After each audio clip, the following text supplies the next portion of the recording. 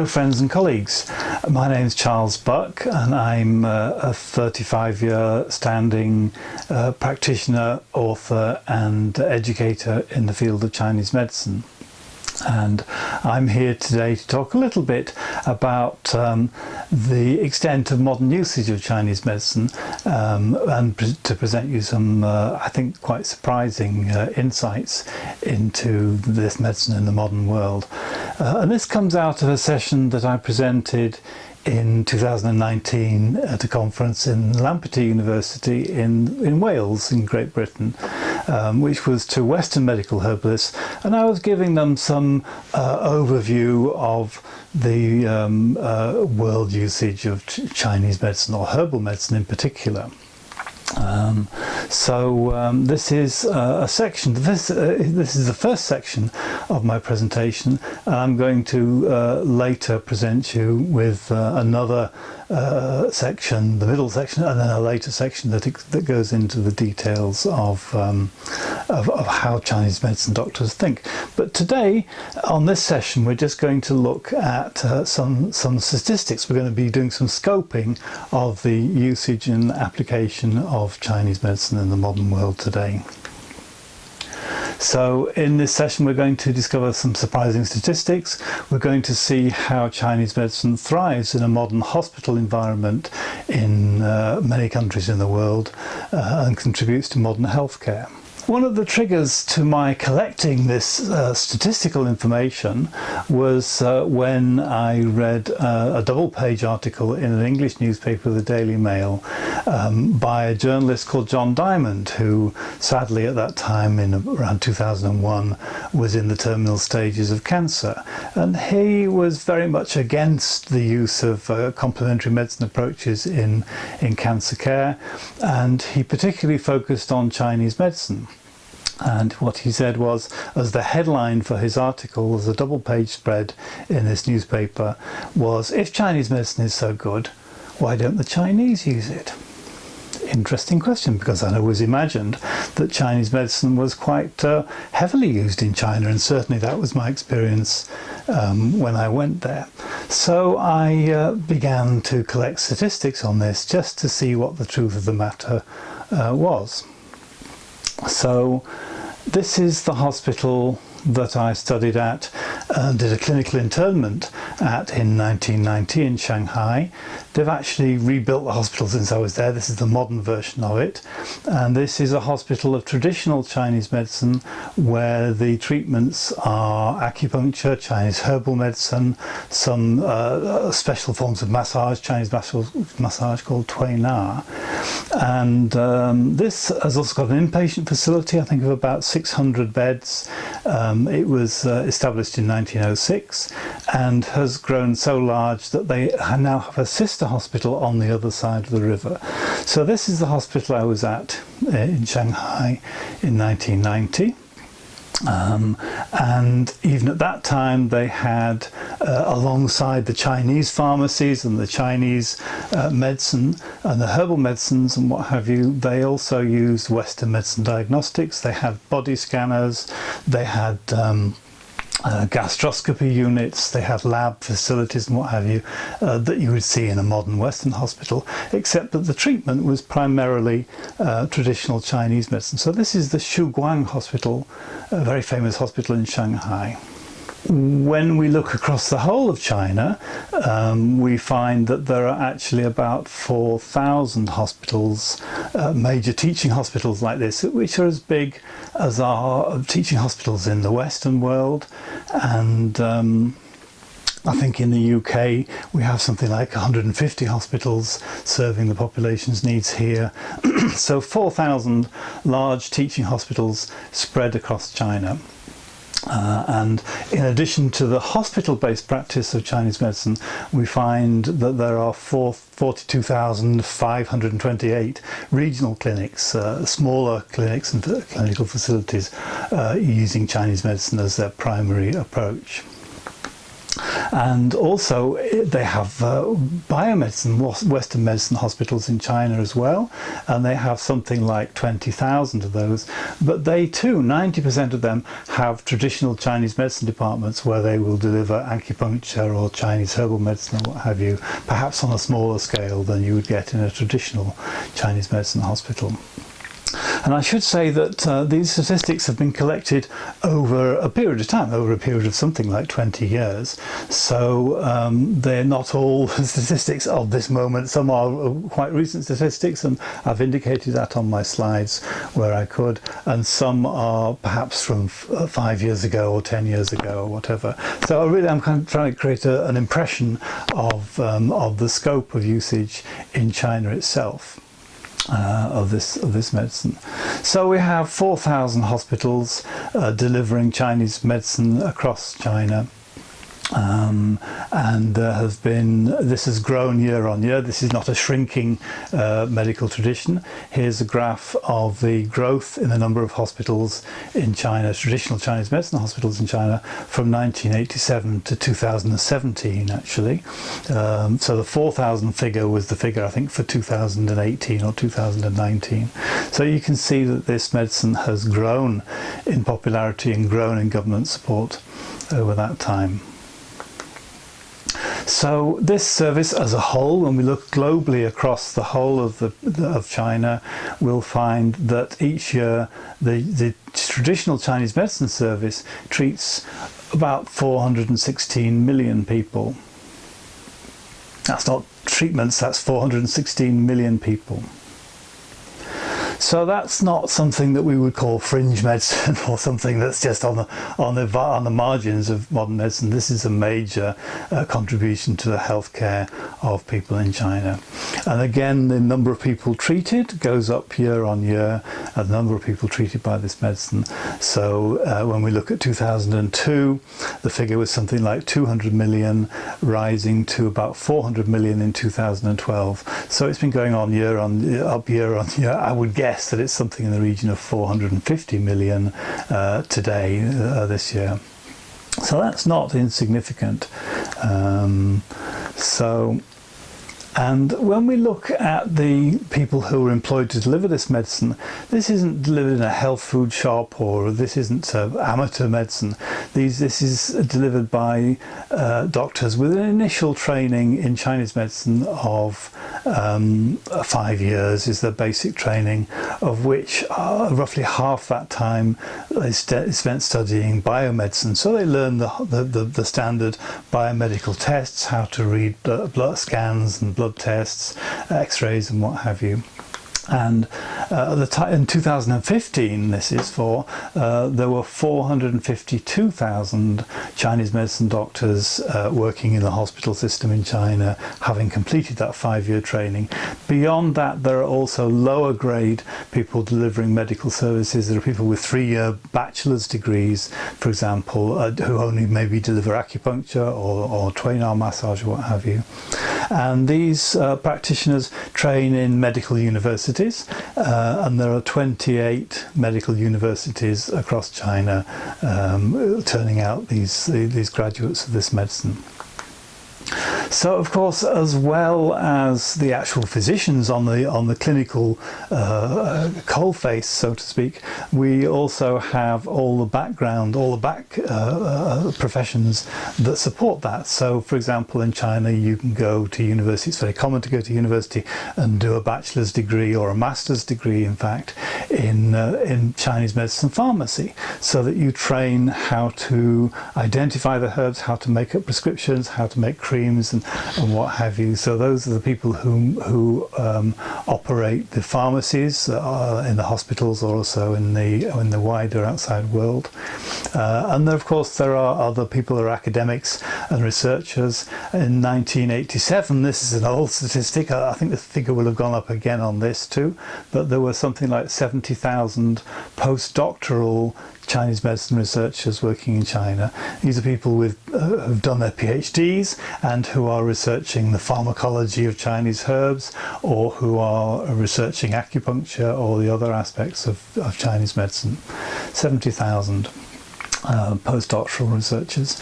And then, so we've talked about China a little bit, but we can say that across Southeast Asia, the medicine, Chinese medicine, has the same kind of following on the whole. So we'll find large-scale usage of Chinese medicine, acupuncture, Chinese herbal medicine in hospitals in Japan, Korea, Taiwan, Vietnam. And in these countries, of course, this is considered a normal healthcare choice. In the recent COVID-19 epidemic, for example, this medicine will have been used to support those patients admitted to hospital with coronavirus infections. And as we speak, there are roughly 300 registered trials in China of Chinese medicine for COVID patients. So this is I'm trying to give you some dimensions of this medicine that we don't get in the normal media coverage of traditional Chinese medicine and Chinese herbal medicine. So, of course, there's an academic structure. There are professors, there are doctors, there are all different grades of academics. There are authors of this medicine, and something around 100 regular professional journals. These are national journals, many of them. Some of them are regional journals, or journals just distributed to the Chinese medicine community in particular cities. And there are about 15 of these are considered core journals that have a circulation of 30,000 or more. Now, these days, of course, it's more difficult to measure the circulations of journals because most of them are made available online. So in the days when there was only paper copies and you could count how many paper copies were being printed and distributed, we would find that the circulations of these journals were mind-boggling. As big or bigger than the circulations of the major medical journals on medicine in the West. So the journal Zhongguo Zhenzhou, China's Acupuncture and Moxibustion journal had in 2008 a circulation of 400,000.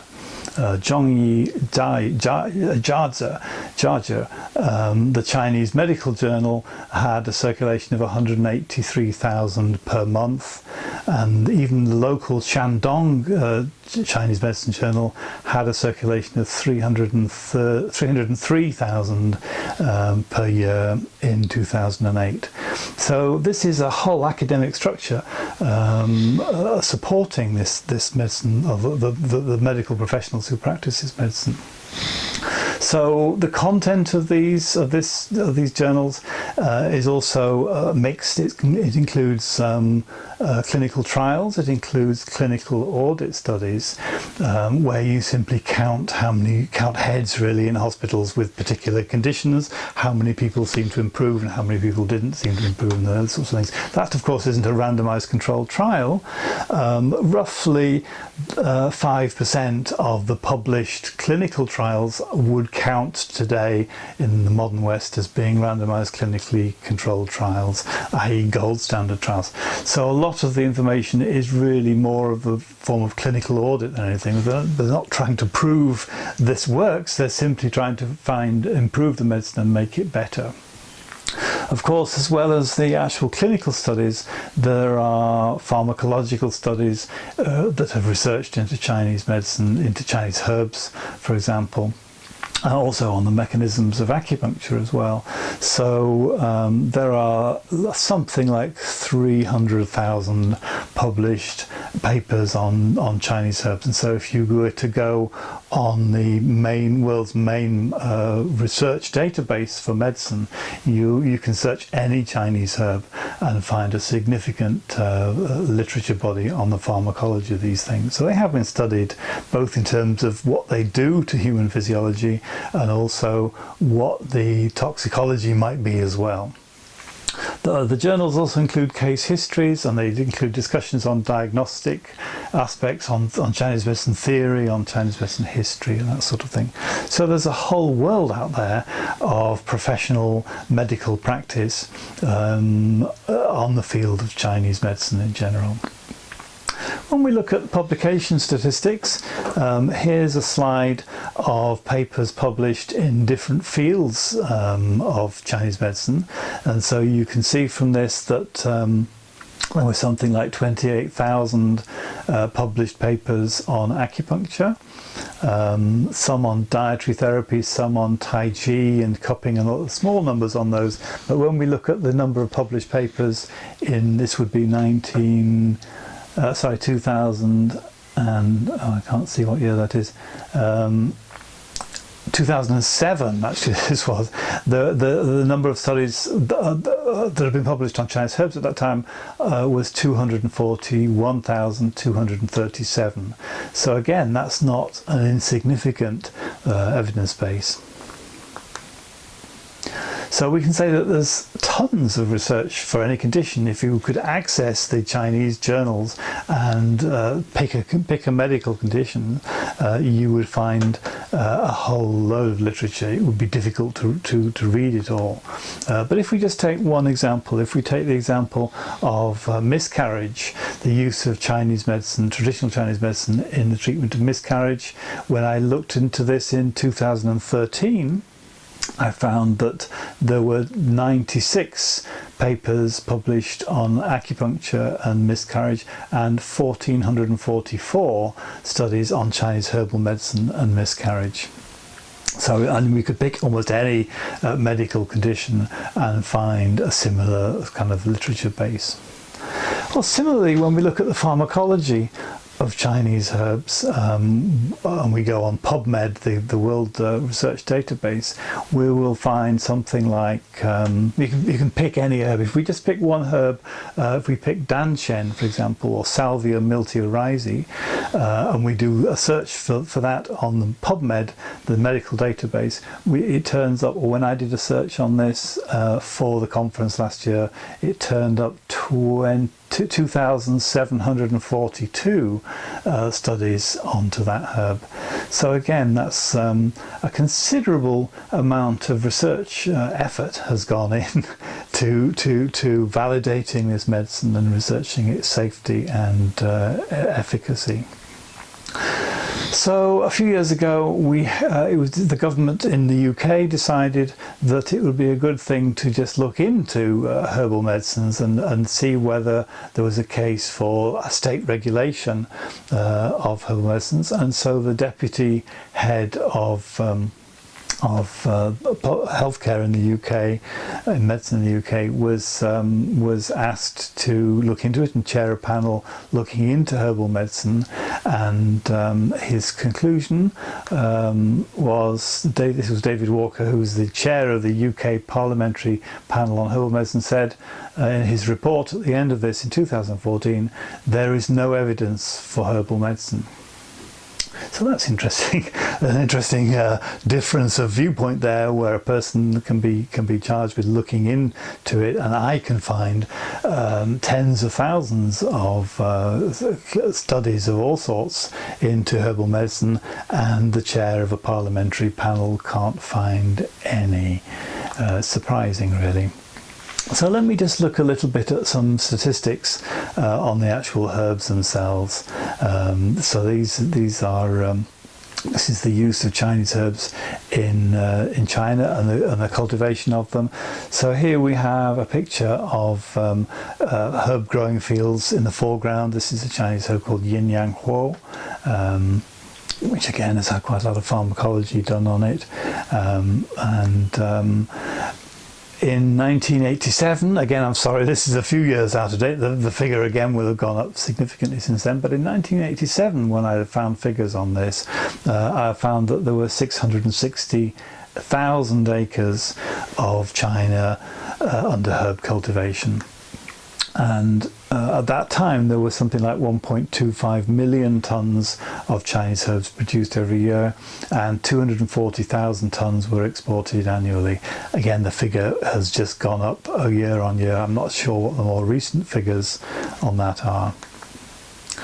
So, and these substances, these medicinal herbs, get grown professionally by experts in their growth. Particular regions of China would be famous for growing particular herbs because the conditions are ideal for particular herbs in different regions. And these are then brought to market in tonnage quantities and sold to buyers who work for the Chinese Health Service, for the Chinese government, but also international buyers who are buying for the Taiwanese market or the Hong Kong market, the Singapore market, the European market or the American market. So these are specialist buyers who are buying tons, if not hundreds of tons of Chinese herbs. So here is an illustration of Bozhou herb market in China. Bozhou has one of the largest wholesale Chinese herb markets in China, and what you see is just a small part of it here. In total, the herb market in Bozhou has 85 acres of trading space. So that's a lot. That's, I don't know, 20, 25, 30 hectares of people dealing in herbs wholesale. About 6,000 tons a day are sold to around 50,000 buyers. And as you can imagine, a ton of herbs is a lorry load.